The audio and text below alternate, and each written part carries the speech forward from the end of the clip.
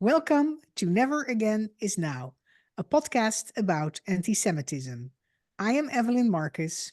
And I am Phyllis Zimpler Miller. Since October 7, Columbia University in New York has frequently been in the news for anti-Semitism incidents on campus and the university's administration's weak responses. On May 8, Jewish students at Columbia issued an open letter titled In Our Name, discussing the situation. Today we have with us one of the 4 student authors of the letter. He will talk about the letter and the response since it was published. Elisha Baker is an undergraduate student at Columbia University from Brookline, Massachusetts, studying Middle East history and Arabic. He is the co-chair of Columbia REA, a student-led Israel engagement group, and has published articles on Israel and on Israeli and American Jewry in the Columbia Daily Spectator, Tablet Magazine, Jerusalem Post, and more. Elisha, welcome to our podcast. Thank you so much for coming on our show. Thank you so much for having me. I'm glad to be here. I get the first question today, and it's that tell us the impetus for writing this open letter. Yeah, so I mean, before I could even start talking about the process, I have to mention that this letter came about because our good friend Rivka Yellen, who's one of the 4 co-authors, looped Eden, Eliana, and myself in and kind of gave us a group call. And we were talking about how over the course of the last 7 months, the people in the Jewish community have had a lot to say. And a lot of us have been saying, our opinions about what's going on campus and in the world, but we haven't really had a chance to put out a unified voice. And on the other hand, some people have attempted to put out unified statements kind of on behalf of the Jews at Columbia.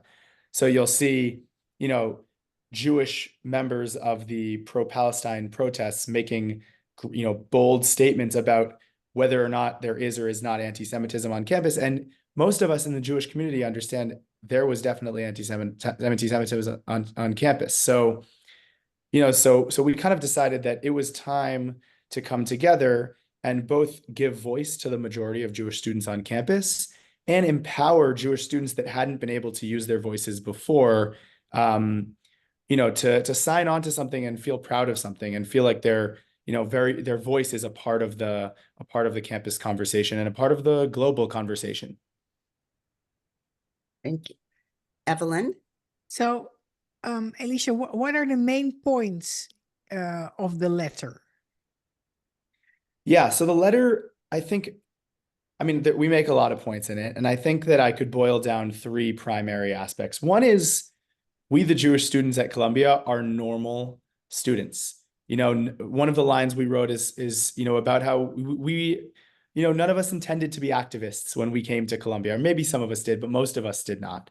And we were kind of baited into this fight by, people who want to see us off campus. And so we were kind of, we talk about how we're part of the same clubs, we sit next to you in class, we're your lab partners, we're the people you walk by in the middle of campus by the sundial, which is like the main center area of campus at Columbia. And that's kind of point number 1. This is who we are. We are just regular, just like any other student on campus. And number two is pointing out specifically, the age-old anti-Semitic tropes that we're seeing manifest against us. And that includes both the classic type of anti-Semitism, where Jews are blamed for the world's problems.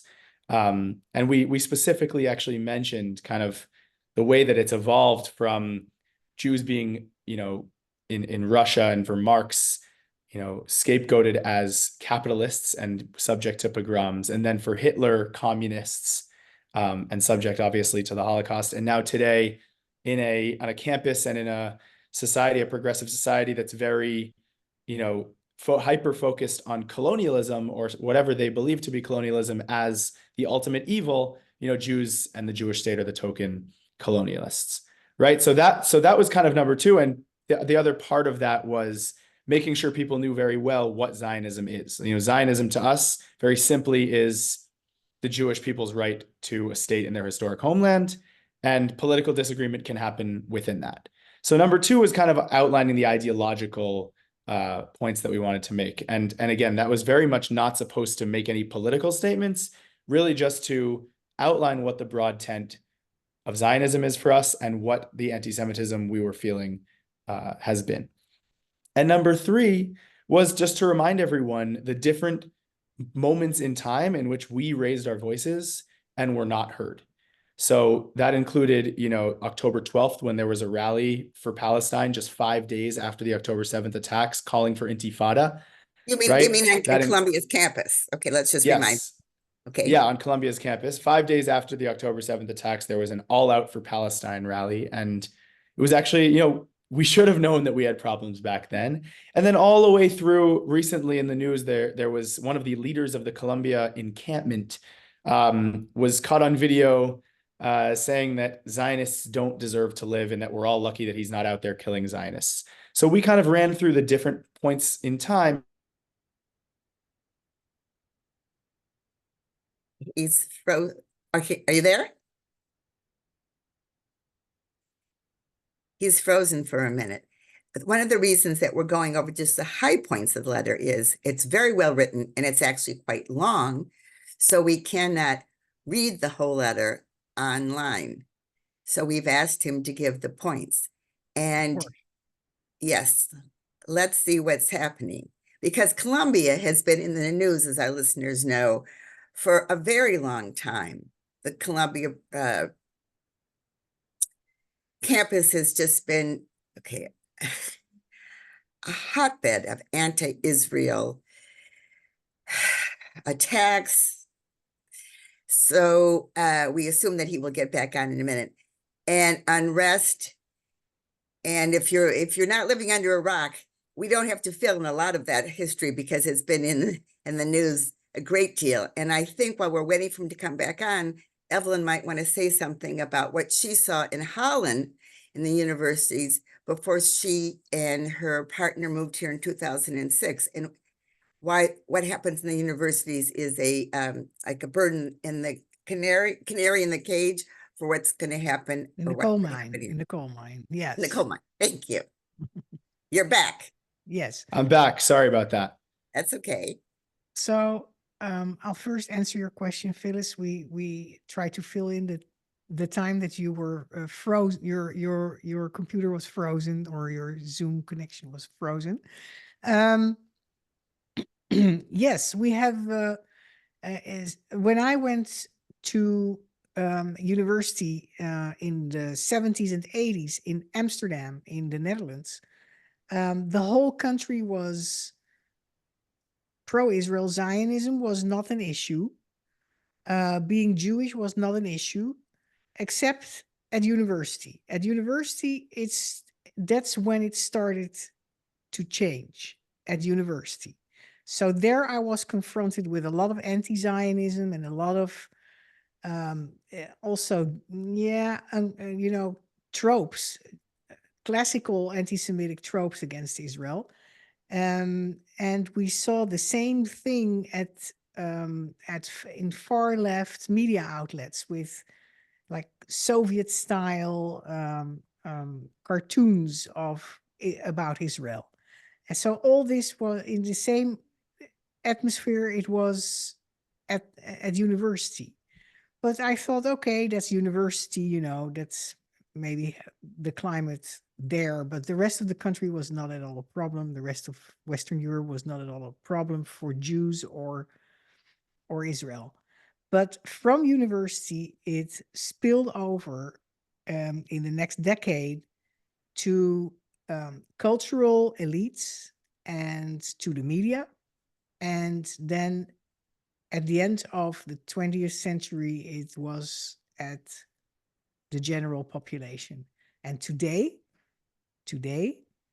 most of the Western Europeans are very, very anti-Israel, anti-Zionism, anti-existence of the state of Israel, even a substantial amount of Europeans.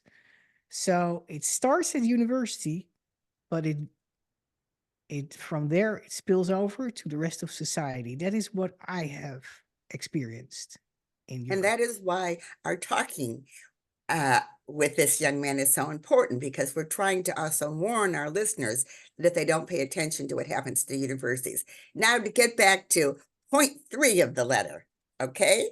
And thank you, Evelyn, for sharing that. Go ahead, Elisha.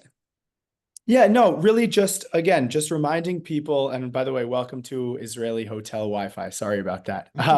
Really just reminding people that we've been raising our voices, and these are the times that we did and nobody heard us. And, and we're going to continue to do that and empower ourselves to speak up. So that's really point number 3 of the letter. And how did the university administration respond to your open letter? So from an administrative standpoint, we did not receive a response. I emailed the letter to a number of administrators, but did not receive responses. I received positive feedback from members of the anti-Semitism task force, though, who just sent positive messages, telling us that they were proud of the letter. Let me stop you for a second. This anti-Semitism advisory council, could we talk a little bit about it, since Rabbi David Wolpe, who's well known in the United States, he resigned almost immediately from it. No, that's Harvard. Sorry. That's Harvard, yes. But isn't it also at Columbia where the recommendations are not being followed from the committee? So I don't know for sure. It might be too soon. It might be too soon to know. I do know that there were a number of recommendations. And I do know that the university changed their protest policy in terms of time, place, and manner. I think partly, at least in accordance with one of the anti-Semitism task force recommendations, which included moving it out of academic buildings and away from libraries and away from dorm rooms and away from classrooms. But to be totally honest with you, I don't know exactly how much influence the anti-Semitism task force has been able to have, other than, amplifying issues that we bring to them. So you got a nice pat on the back. Just want to clarify from these people on the task force for your letter. I had positive feedback from a few members of the task force that, I had sent the letter around to as many of the, task force members and administration members, and I heard nothing from the administration, unfortunately. Do you have an explanation for that? How come that they didn't react to that, to your letter? Is that a normal thing, or is that something? I mean, look, weird. It's hard to reach members of the administration, I think. And also they've obviously got a lot of emails coming into their inboxes. I do think it would have been nice and important for them to kind of acknowledge this. The other thing is that we weren't exactly making asks of the administration in the letter. This was more of a letter to the general Columbia community, kind of explaining who we are, and again, what we believe in, what we have been thinking about, what we've been feeling. And so there was no, we weren't actually, it's not like we were calling for direct, immediate action the way some of the other open letters have. That just wasn't the idea of this letter. This letter was really about amplifying our voices. Got it. So it is considered widely, though, that Columbia is not doing an adequate job of protecting Jewish students. And why do you think this is true? If you think it's true, maybe you'll disagree with me. Well, I mean, policies are in place that are supposed to protect the Jewish students. So, there are certain types of protests that aren't really supposed to happen, right? If the policies were enforced, there's a much better chance that Jewish students would feel protected. However, when it comes to hate speech and free speech, there's a really blurred line. So part of what's problematic with the administration so far is that it's been really hard for them to make morally clear, kind of almost value judgments on some of the rhetoric that we've been hearing on campus. And that's been true from the start. So calling for intifada, for example, we've been saying what that means to us and how we experience that as a direct threat for months. And it was never shut down. And even if they couldn't shut it down, it was never even really condemned. So because of that, it was able to escalate to a point when the encampment came that actual harassment and assault was happening inside the gates of Columbia. And that feels like a natural progression, unfortunately. But it's a direct result of not setting morally clear boundaries as to kind of what can be trafficked, what kind of rhetoric can be trafficked on campus. And if it can't be censored for First Amendment purposes, which is, by the way, not true on a private university necessarily, but if that's going to be the policy, which, okay, if it's going to be a flat First Amendment policy, fine, then the university should exercise its own right to the First Amendment free speech as well in setting the moral guidelines as to what is and what is not acceptable, even if it can't be shut down, legally. So again, I think there's value to this moral clarity thing. There's value to saying this goes against the university's, what the university believes is appropriate to be said. And none of that happens. So Jewish students, the idea that of violence against Jews and ostracizing Jews, this was all normalized on campus for 7 months. That's, I think, the biggest problem, the normalization. Whereas without naming specific minority groups, if it had been about any other minority group, it wouldn't have lasted a day. That's what's really upsetting to the rest of us watching what's happening at Columbia. I mean, and I'll add that there's been a lot of talk about kind of what is the anti-Semitism? What exactly has it been? And again, among many things, of course, the vilification of Israel, that's the textbook anti-Semitism, right? There's the ostracizing Jews and forcing Jews to either be out or they could be in if they renounce their connection to their state. There's the violence against Jews. And then there's this double standard that kind of encapsulates the whole thing, which is that Jews have been calling it out and been told, that actually we're interpreting their words wrong, or, that's not actually what they meant. And the fact is that this would never work, like you said, with any other minority group. And that double standard itself, the fact that it only works for the Jews, is like a really good marker of just how deep and pervasive the anti-Semitism has become, and actually just how normal it's become. Yes, because the subjective impression that somebody is treating you racist in a racist way is enough for almost every other minority on campus to be stopped by the university or to be punished by the university, but not if you're a Jew. Yeah, I mean, I've said this before, but I mean, we could have a philosophical debate about the merits of the impact over intent philosophy, which is to say that, let's say, for example, in DEI training or pre-college training about, about how we deal with people around us, we're taught what a microaggression is. And we're taught that, you could say something offensive that you didn't intend to be offensive, but the impact of your words, this is what we're taught, the impact of your words matters more than your intent when you speak it. And all of a sudden, again, I'm saying, okay, here's the impact of your words, whether or not you intend it. And by the way, I think that when it comes to intifada, it is disingenuous to claim that that is not a call for violence. So even the intent claims are disingenuous, but let's say we're going to take them, at good faith. It's still a double standard because it's still a problem that I'm saying, here's the impact. And I'm being told, well, the intent matters more than the impact on you. That would never apply to any other minority. Yeah. Did you have the opportunity to have this type of discussion with people who used the term intifada or defended the use of it on campus?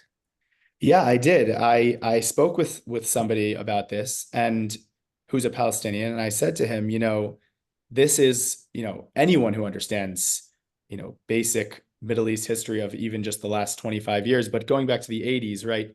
Israeli-Palestinian conflict, there's the first intifada in the late 80s, the second between 2000 and 2005, escalating from Molotov cocktails and rocks to, suicide bombings, knives and guns. And it all calls for violence against Jews. We know what intifada is and how it's, what it connotes, especially in the context of the Israeli-Palestinian conflict. And so what was so I'm the being answer? told the answer was, well, the Arabic root of intifada is actually nafada. I'm studying Arabic. That's interesting to me. It translates to shaking things up. And to me, that you can't use etymological roots to justify, right? And my next question, of course, is, okay, so what does it mean to shake things up? What does that look like? And of course, no answer, right? Well, I don't know. It just has to be different than the status quo. That's what I'm told. And to me, again, that's where the disingenuous part of reframing intifada comes in. It's not reasonable to suggest that really that intifada means anything other than what it means, which is violence against Jews. What's been happening? Have you experienced direct anti-Semitism in your classroom, especially the subjects that you're taking? Did teachers say right in front of you, professors? So, look, I actually feel really lucky that my professors of the classes that I've taken so far have been really kind to me. And that's something I really don't take for granted, because I've heard the horror stories, and I've heard about professors that have said problematic things. But I've been lucky so far to be in classes with thoughtful professors. That's not to say that some of the things that we're learning don't deeply trouble me, right? It sometimes gets to a point where, we're talking about colonialism in the context of the Middle East, and obviously the classic accusation comes up against Israel, and that's deeply, deeply problematic. And I also happen to be someone who's not afraid to raise my hand and argue with it, or even write an essay about, why this is not a complete historical or even accurate historical narrative at all. So I've been lucky enough to have professors that are generally kind and thoughtful and open to, allowing me to speak my mind in class. But that That's isn't great. But true that's for all the students at Columbia, Jewish students at I Columbia. I look, I don't want to speak for anyone else, but obviously these are things that we've all heard, in the media and in the past. So yeah, I mean, I'm sure yeah, I know it is. It's not. My experience is not the experience of everyone around me. And Elisha, perhaps you're very, sorry, Evelyn, I just to say, and perhaps you're very good at the way you ask the question rather than, I probably get so upset and start screaming, but perhaps you're calm enough to ask it in a way that encourages a calm response. I'm giving you a compliment. Evelyn?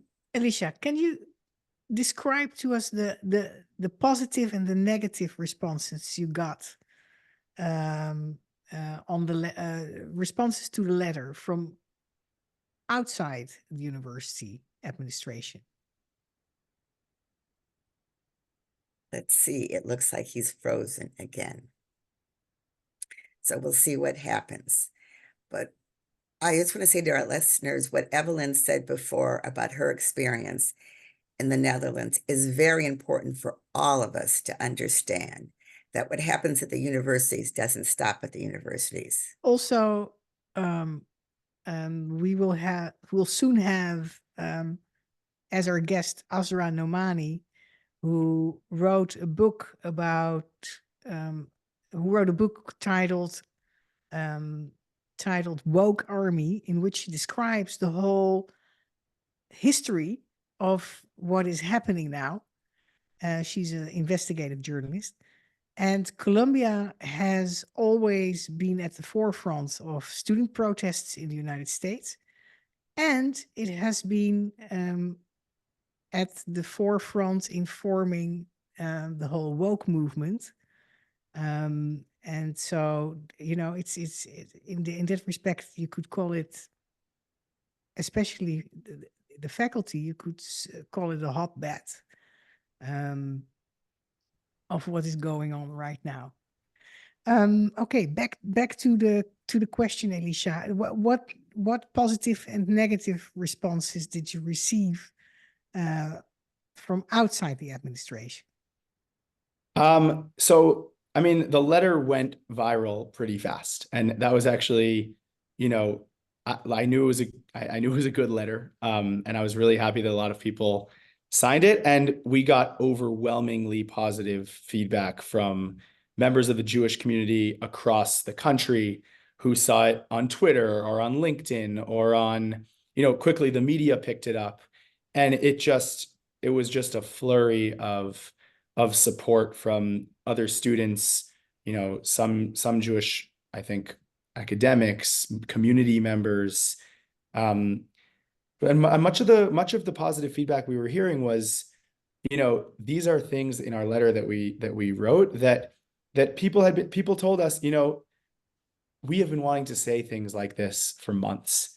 And it's just, you know, people were, I think, heartened and refreshed to hear, you know, loud Jewish proud voices saying the things that we've all been thinking for the last 7 months. And I think especially as it came towards the end of the year, right, as we were all wrapping up, obviously Columbia is actually, you know, we're already into summer break. It was like a great way to kind of just end the semester with moral clarity and with unity, and with making, again, very clear that this is how most of the Jewish students have been feeling. And this is how many Jewish students and people around the country and the world have been feeling. So it was definitely really, you know, it was actually really rewarding for me, and I think for my co-writers, to just to know that, you know, we kind of successfully captured what a lot of people were feeling. So what's gonna, As you described yourself in class, you don't seem to be the type of the militant student standing up aggressively against things you disagree with, that are taught in class. Yet you were one of the authors of this letter, and it Well, has. actually, I'd beg to differ. I'm somebody in class who, when the professor says something that I disagree with, my hand shoots up. Oh, okay, And but I you. will write an essay about, you know, I'll give you an example. I'm in a class, we read a couple articles, a couple papers about basically arguing that archaeological digs in Jerusalem were wrong, and ahistorical. And I literally wrote an essay about why they were not just morally justified, but actually necessary, as part of the Jewish people continuing to amplify and keep their story alive. And that's something that was a risk for me because I did not know how it was going to be received by the professor, and it contradicted everything we learned in class. But look, I'm somebody who who's like not afraid to really speak and write my mind. So it feels good to do that in class, but also it felt good to just be a part of helping allow other students who maybe hadn't had a chance to sign their name publicly onto something and be so open about their beliefs, you know, to kind of provide an opportunity where people could sign on and be proud of it as well. just Okay, to I'm sorry. Yeah, clarify, I although, got you. I understood you wrong then before. Okay. wait, And I just want, wait, Evelyn, let me just say one thing to clarify.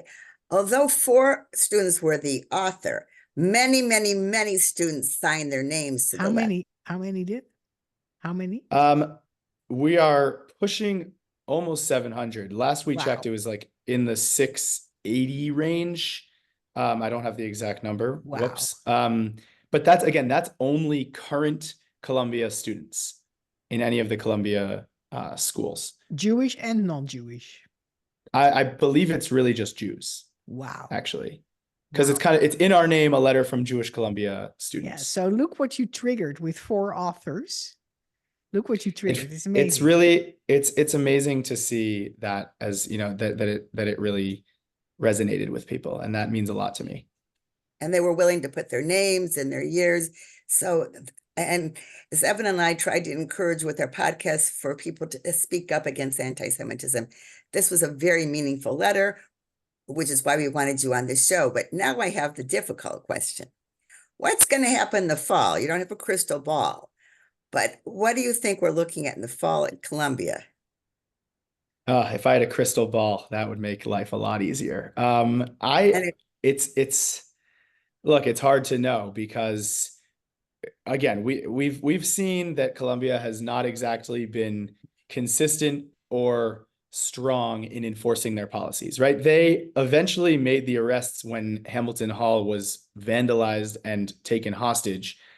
And, you know, it's actually clear that part of the reason they actually had to go in and take care of that was because now it was campus property at stake and not just the safety of Jewish students. And to me, that's also a little bit problematic, right? We've been saying the problems for weeks and months. And now that they vandalize a building, okay, now it's appropriate to, to clean it up. So there's been some serious lack of enforcement. I think in the fall, if things restart the way they were, it could get really bad really fast if Colombia does not crack down on it really fast. I also know that, for many of these people, there have been videos on social media, and we kind of know that a lot of these people don't actually know what they're protesting for, right? You ask them, okay, so they say from the river to the sea, which river and which sea, right? A lot of people can't answer that question, that's a simple question, right? Jordan River, Mediterranean Sea, that's basic geography. And any Israeli or Zionist or Jew or Palestinian actually would know the answer to that question. So it's possible that a lot of these people are going to go off to their summer internships and kind of forget about the social scene that they had signed on to without really understanding it. And then in the fall, who knows what will happen. It's also not clear what's going to happen with this war. So it kind of is going to depend also on the situation in Israel and in Gaza and the rest of the Middle East. But what about the arrest? Was there any consequences for the students who were arrested? So that I don't know for sure. I know there was obviously reports of expulsions incoming, but that's a very private process within the university, and also it takes time. So it's not clear if and when that will be announced publicly. It's not clear how many people that's going to apply to. But again, the fact that that they're only cracking down on the people who themselves smashed windows of Hamilton Hall is goes to show that we still have some serious problems, because there was a mob of students wearing masks outside of Hamilton Hall, cheering them on and doing call and response chants from literally inside the window to outside the window. And I watched it happen at 3 a.m. that night. Evelyn, do you have a last question? And then we also wanted to know if you have any ask for our audience in terms of what we can do to help. But Evelyn, is there anything that you wanted to ask more? Do you think the president of and the board of Columbia University were grilled in Congress in a hearing by the Education and Workforce Committee? We could all watch that on television and YouTube. Do you think that that could have any influence now that they have some time in the summer, the leadership of the university to think over how are we going to manage the fall in case the war is still going on? Do you think that could have any influence? So I think that's a good question. And I think the question about the hearing generally is one that we've all kind of been thinking about. And there's not actually, there's people have a lot of different thoughts on how that went and all of that. I think one positive takeaway, and again, it was not perfect, and they have not followed through on everything that they said, at least not yet. But one positive takeaway is that the hearing was a chance once and for all for the university leaders to name the fact finally that we have on Columbia's campus an anti-Semitism problem, period. And the fact that that is now named and that is now on the record in a congressional hearing kind of means that we have to do something about it now, right? So I'm really hoping that that positive first step, which is such a basic, low bar for a first step, but it's a first step nonetheless. I'm hoping that that could set in motion kind of the necessary chain of events to solve this problem.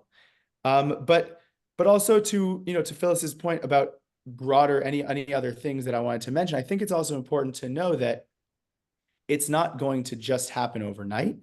And the anti-Semitism problem on Columbia's campus doesn't exist in a vacuum. It's actually emblematic of larger, broader illiberal trends, trends of silencing people's opinions or ostracizing people based on their identity, covering faces while speaking publicly. All of these, all of these trends, all these things that we're seeing from these same protesters that are obviously trafficking this anti-Semitic rhetoric and harassment and violence, all of these aspects of their protest actually undermine the university's values at large.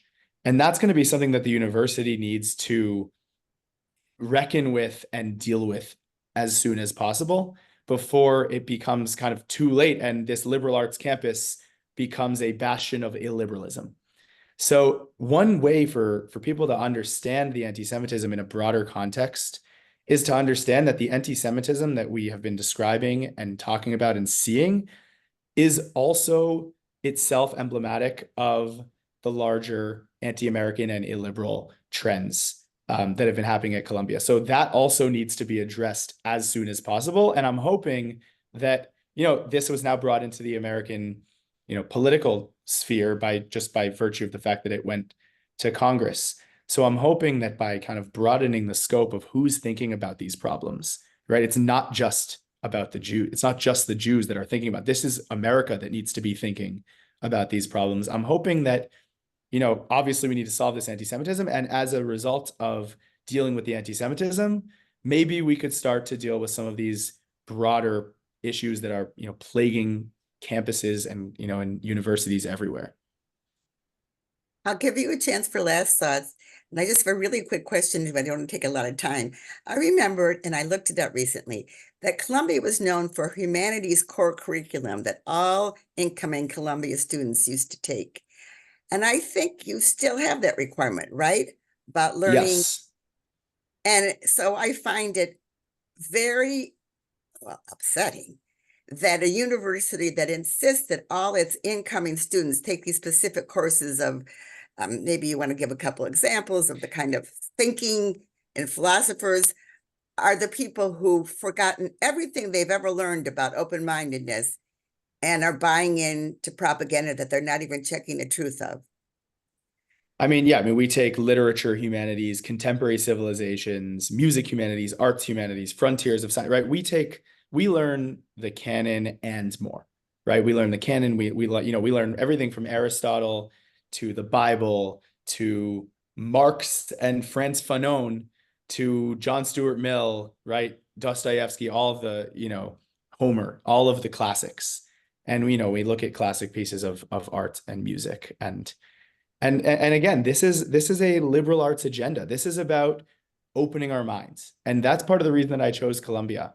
And so, especially at Columbia, that recognizes these values and the value of multiple perspectives and the value of putting conflicting viewpoints in conversation with each other, if for nothing else than just for the sake of our own learning, then especially at Columbia, we should be working really hard to make sure that forces from within the university, including this protest movement, don't